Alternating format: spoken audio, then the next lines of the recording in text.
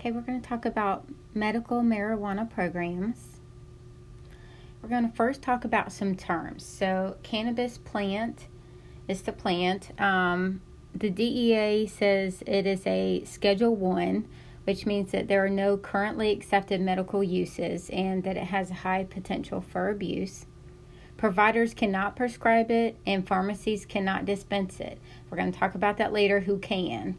Okay, your CBD, this antagonizes or suppresses cannabinoid receptors, which suppress the release of neurotransmitters, and we're going to talk about that a little bit more later.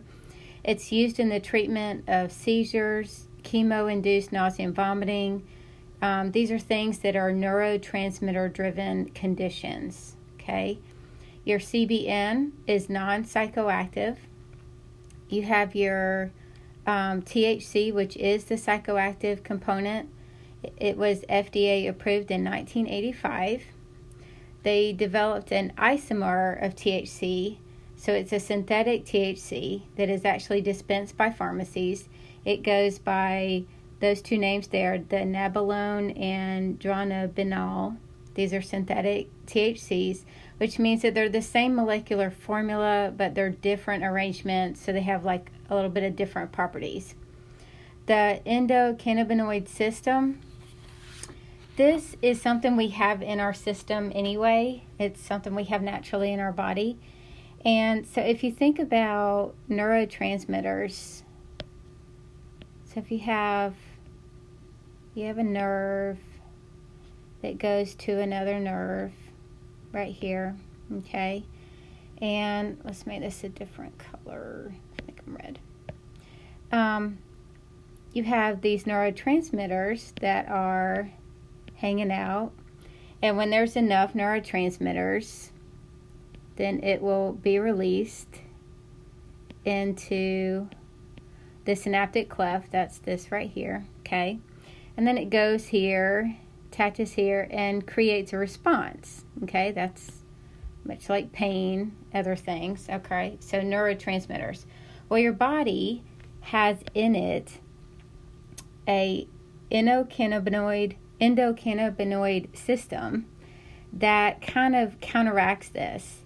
And so once these neurotransmitters are set in action, it actually stops. So you have these endocannabinoid, trying to put them on here, it's not working. Okay, there you go. The blue ones are the endocannabinoid, which stops the reaction. It's like, okay, you made the reaction happen, now it's enough, okay? So these go and they get released and they prevent the neurotransmitter from getting released, okay?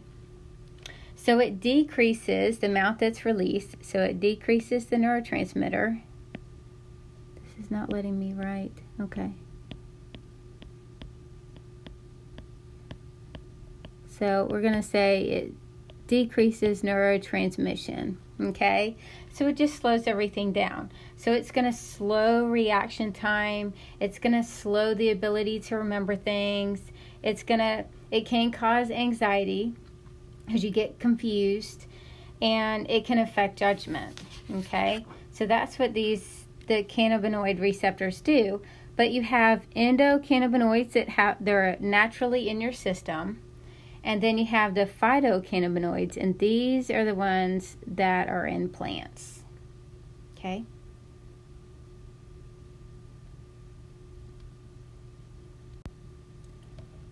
Now, the medical marijuana program, it is regulated through the Department of Health, okay? There is a certifying process.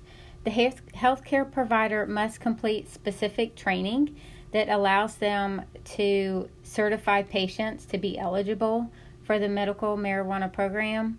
They also get information on dispensing it and things like that. So the patient must have a qualifying condition.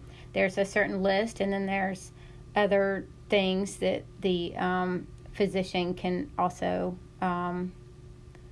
put on their chart to qualify them for a medical marijuana. The patient then registers with the MMP, the Medical Marijuana Program, with all the certifying documentation that they have to have that says that they are certified to receive it, they're eligible to receive the medical marijuana, then only the certified patient and the designated caregiver are the only ones that can pick up and administer the medical marijuana. So nurses cannot do this unless they end up being the designated caregiver. Sometimes spouses can do it if they end up being the designated caregiver, but they have to be the designated caregiver. So we as nurses in general cannot dispense it. It takes special qualification to even pick it up or to administer it. Now, research with related to cannabis is largely unknown. It's very limited because we don't know much about there's a lot of government restrictions on research with cannabis, and so much of the information is related to medical use is derived from just research using placebos, and so it's we really don't know a lot about much about dose or side effects except from what they just happen to see. Qualifying conditions, they're listed here. So these are some of the things that a patient can have to qualify themselves for the medical marijuana program. It's not all inclusive, but it's some.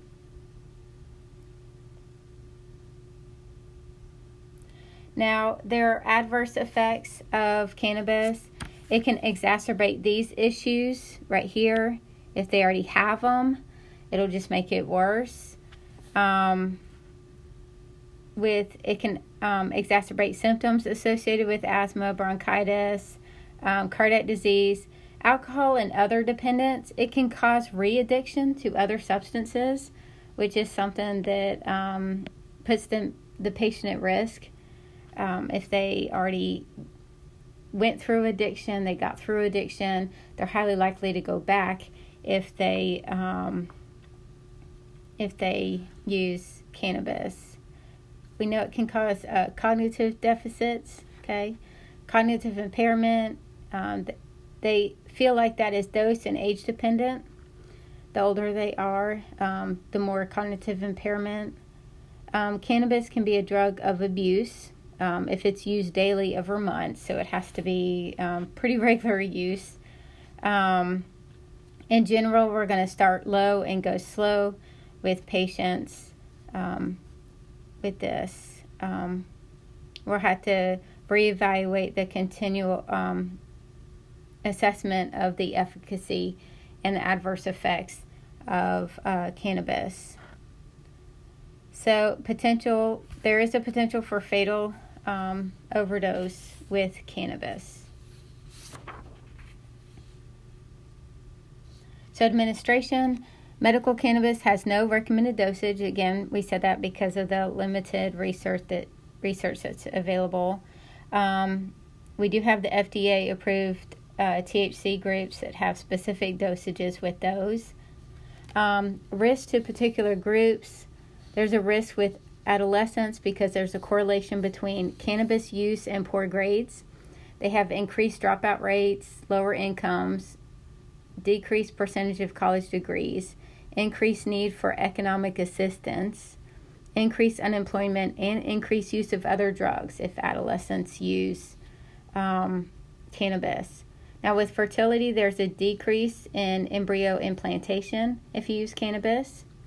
With neonates, they can receive it in utero and in breast milk, so that's something important to note. It can also cause exacerbation of existing psychoses. Safety considerations, administration, we already stated this, is only by certified patient or designated caregivers, okay? Storage, it needs to be out of reach of children in a locked area. Original child-resistant packaging so they can't get into it. A cool, dry place. They need to follow the labeling and expiration dates. For disposing it, they need to contact the DEA registration call center for disposable areas where they can take it, because it has to be a specific place that they dispose of it. I'm sure they don't have issues with that usually. Nursing administration, non-judgmental attitude. Okay, if the patient needs it and this is what works for them, then we need to be non-judgmental. Certified patients only. Some home health nurses are certified caregivers, but you have to be certified.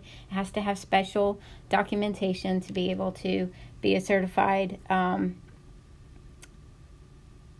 caregiver.